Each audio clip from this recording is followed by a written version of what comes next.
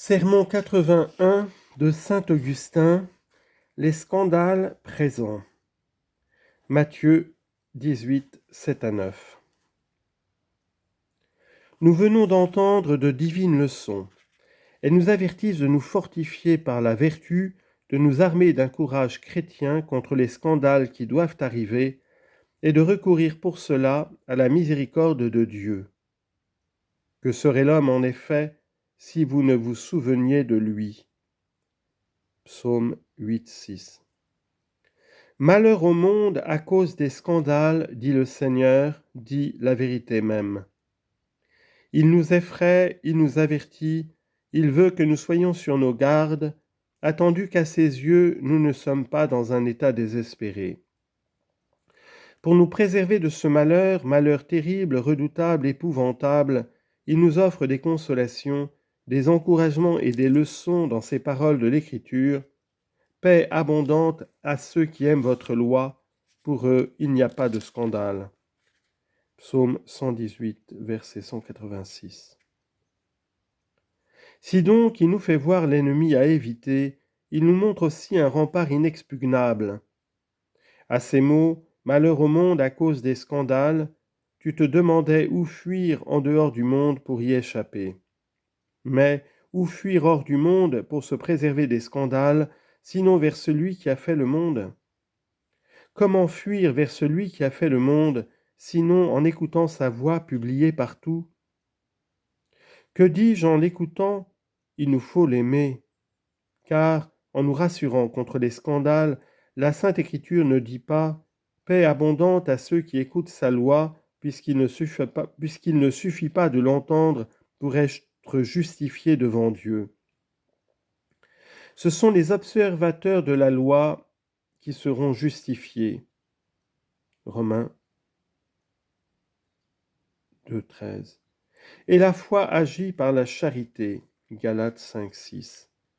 C'est pourquoi il est écrit « paix abondante à ceux qui aiment votre loi. Pour eux, il n'y a point de scandale. » À cette pensée se rapporte ce que nous avons entendu et répondu en chœur. Les doux hériteront de la terre, et ils se réjouiront dans l'abondance de la paix. Psaume 36, verset 11. Car il y a paix abondante en ceux qui aiment votre loi. Les doux, en effet, sont ceux qui s'attachent à la loi de Dieu. Heureux l'homme que vous instruisez, Seigneur, vous lui enseignez votre loi pour le rendre doux en présence des jours mauvais, quand la fosse se creusera pour le pécheur. Psaume 93, versets 12 et 13. Que les expressions du texte sacré sont différentes. Toutes cependant formulent la même pensée, et quoi qu'on puise à cette source intarissable, il faut y avoir confiance, s'attacher à la vérité avec amour, avec une paix profonde, avec une charité embrasée, et être prêt à résister au scandale. Il s'agit de considérer, d'examiner ou d'apprendre comment nous devons être doux, et ce que je viens de rappeler du texte sacré nous indique la solution de cette question. Que votre charité prête un peu attention. Il nous importe singulièrement d'être doux. La douceur est nécessaire dans l'adversité. Les adversités temporelles, en effet, ne sont point des scandales. Qu'est-ce que le scandale? Attention. Un homme, par exemple, éprouve quelque affliction, il est opprimé. Être opprimé n'est pas être scandalisé. Ainsi, les martyrs ont été opprimés, mais non pas oppressés. Qu'on se préserve donc du scandale. Il est moins nécessaire d'échapper à l'affliction. L'affliction opprime et le scandale oppresse. Quelle différence y a-t-il donc entre l'affliction et le scandale? Sous le poids de l'affliction, on se disposait à pratiquer la patience, à conserver la constance et à être ferme dans la foi, à repousser le péché. Si l'on a été ou si l'on est fidèle à cette résolution, l'affliction ne nuira point. Elle fera ce que fait le pressoir. Il ne cherche point à déchirer l'olive, mais à en exprimer l'huile. Et si l'on va alors jusqu'à louer Dieu, combien l'adversité est avantageuse puisqu'elle sert à former ses divines louanges? Les apôtres étaient arrêtés et enchaînés, et sous le poids de cette épreuve, ils chantaient des hymnes au Seigneur.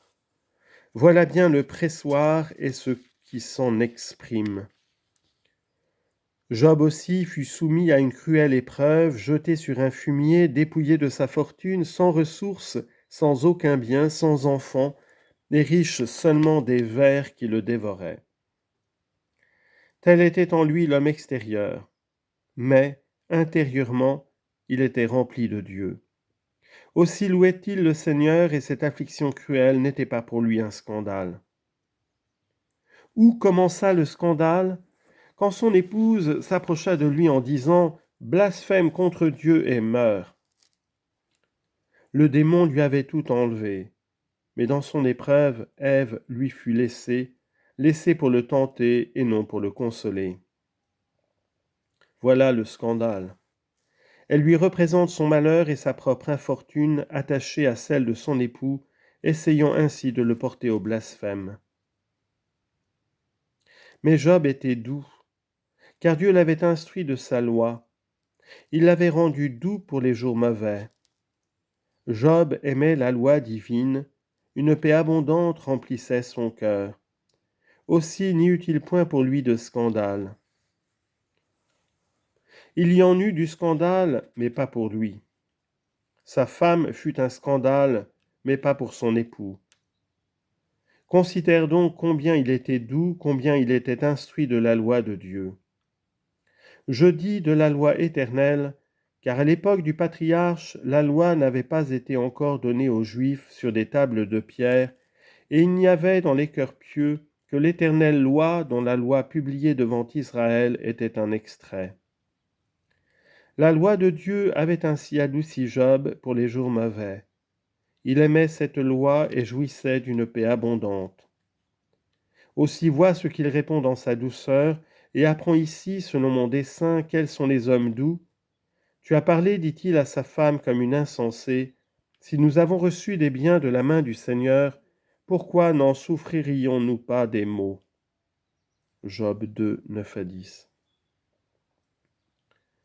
Cet exemple nous a appris quelles sont les âmes douces. Donnons maintenant, s'il nous est possible, une définition de la douceur. Les hommes doux sont ceux à qui rien ne plaît que Dieu dans tout ce qu'ils font, dans toutes leurs bonnes œuvres, et à qui Dieu ne déplaît jamais quelque mot qu'ils endurent. Allons, mes frères, appliquez-vous à bien comprendre cette définition, cette règle. Cherchons à nous y conformer et acquérons ce qui nous manque pour nous y adapter. Ah, que nous sert de planter et d'arroser si Dieu ne donne l'accroissement? Ni celui qui plante n'est quelque chose, ni celui qui arrose, mais Dieu de qui vient la croissance. 1 Corinthiens 3, 7. Écoute bien cela, toi qui veux être doux, toi qui prétends t'adoucir contre les jours mauvais et qui aimes la loi de Dieu, pour n'être pas victime du scandale, pour goûter une paix abondante, pour posséder la terre et jouir des délices de la paix. Écoute donc, toi qui veux être doux. Quelque bien que tu fasses, garde-toi de te plaire, car Dieu résiste aux superbes et donne sa grâce aux humbles. Jacques 4, 6. Ainsi, quel que soit le bien que tu fais, que Dieu seul te plaise, et que jamais il ne te déplaise quelque mot que tu endures. Qu'ajouter encore? Rien. Fais cela et tu vivras. Tu ne périras pas pendant les jours mauvais, et tu échapperas à cette menace, malheur au monde à cause des scandales. Et à quel monde, sinon au monde dont il est écrit, et le monde ne l'a point connu? Jean 1, 10. Ce n'est sûrement pas à celui dont il est dit, Dieu était dans le Christ pour se réconcilier le monde. 2 Corinthiens 5, 19. Il y a donc un monde méchant et un monde honnête. Le monde méchant, ce sont tous les hommes que renferme le monde, et le monde honnête en comprend tous les bons. N'avons-nous pas remarqué souvent quelque chose de semblable sur la terre? Ce champ est tout couvert. De quoi? De froment. Nous disons pourtant aussi et sans mentir qu'il est tout couvert de paille. Voici un arbre chargé de fruits, dit l'un, chargé de feuilles, dit l'autre, et tous deux disent vrai. Car ni l'abondance des feuilles n'ôte la place aux fruits, ni la multitude des fruits n'est incompatible avec la multitude des feuilles. L'arbre est à la fois chargé de feuilles et de fruits. Mais le vent emporte les unes et le jardinier recueille les autres. Ne t'effraie donc pas lorsqu'on te dit « malheur au monde à cause des scandales », aime la loi de Dieu, et pour toi, il n'y a point de scandale. Cependant, voici ta femme qui accourt pour t'entraîner dans je ne sais quelle faute. Tu l'aimes comme tu dois aimer ta femme, c'est un membre de ton corps.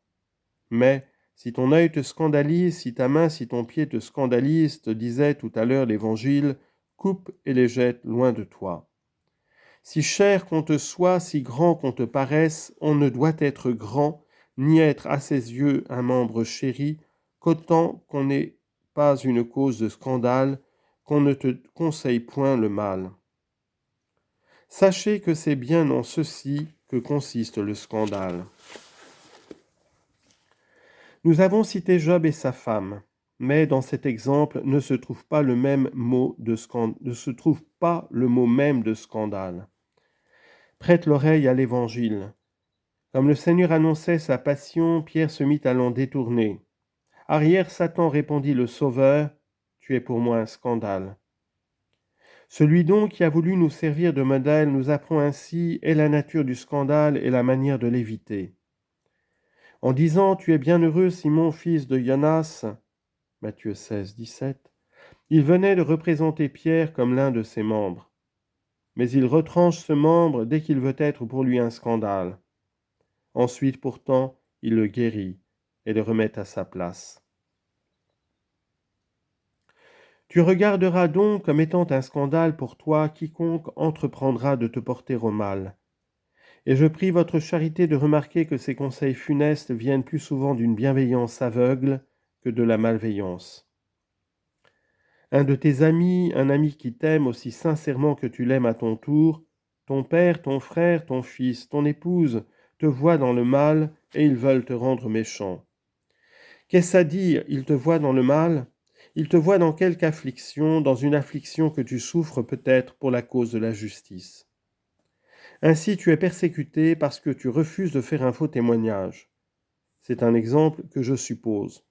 Et le monde est plein de faits qui vérifient cette sentence « malheur au monde à cause des scandales ».